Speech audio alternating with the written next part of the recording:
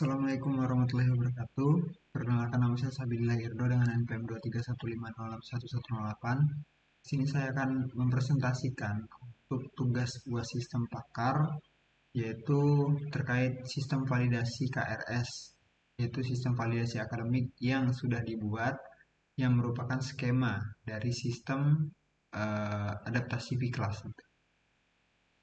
Baik, di sini saya akan langsung menuju ke PPT-nya saja. Yang pertama itu kita ketahui bahwa judulnya adalah Sistem Validasi Akademik Mahasiswa. Selanjutnya itu bakal membahas latar belakang, di mana latar belakang ini isinya adalah validasi KRS manual, yaitu mengalami keterlambatan dan juga rawan error. Kemudian ada mahasiswa tidak aware status akademiknya, dan juga 37 plus pasal aturan akademik kompleks. Jadi, solusi yang bisa diberikan adalah membuat sistem pakar otomatis berbasis rule based. Nah, jadi untuk validasi KRS manual ini masih tergolong lambat dan rawan error, dan banyak kesalahan yang bisa terjadi karena validasi KRS manual ini, dan juga tidak efisien. Jadi solusinya yaitu tadi membuat sistem pakar otomatis berbasis rule based. Kemudian sistem pakar itu sendiri terdiri dari 4 tahap, yaitu yang pertama knowledge base, yang kedua adalah inference engine, yang ketiga adalah working memory, yang keempat adalah user interface. Nah, jadi untuk yang pertama itu mempunyai 13 rule akademik. Kemudian untuk inference engine-nya itu menggunakan forward chaining, dan kemudian working memory-nya menggunakan data mahasiswa yang diambil dari database. Kemudian user interface-nya itu menggunakan chatbot LLM, yaitu Large Language Model. Baik, seperti terlihat di gambar ini. Jadi untuk skema dari sistem pakar itu sendiri bisa dilihat ada user. Kemudian user ini bakal mengakses user interface. Dari user interface ini bakal diolah lagi oleh inference engine. Kemudian inference engine mendapatkan data dari knowledge base yang didapatkan dari expert atau ahlinya dalam bidang tertentu. Kita misalkan kalau kita bertanya pada sistem pakar terkait kesehatan, maka knowledge base-nya itu bisa diambil dari orang-orang dari expert dari kedokteran atau yang lainnya. Baik, selanjutnya di sini ada kondisi validasi. Di sini kondisi validasinya itu ada 13 kondisi. Bisa dilihat di sini ada kode dan kondisi. Yang pertama itu G01, PA kurang dari 3 kali. PA ini adalah pertemuan akademik dengan pembimbing akademik kurang dari 3 kali. G02 itu IP-nya lebih dari sama dengan 3. G03 itu IP-nya 2,50 sampai dengan 2,9, dan sampai seterusnya G13. Bisa dibaca dan sepertinya kalau saya jelaskan lama.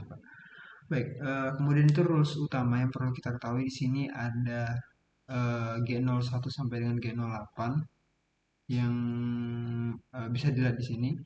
Ada aksi-aksinya. Yang pertama itu adalah blokir KRS, yang kedua itu max 24 SKS, yang ketiga itu max 21 SKS, dan seterusnya. Baik, dari rules utama dan kondisi validasi yang sudah kita ketahui, di sini kita bisa ambil suatu studi kasus dengan data, yaitu kita contohkan.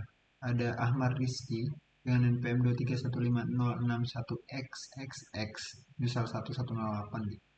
Dengan semester 3, IP semesternya masih 2,65 untuk semester 2, dan pertemuan PA-nya itu hanya 1 kali.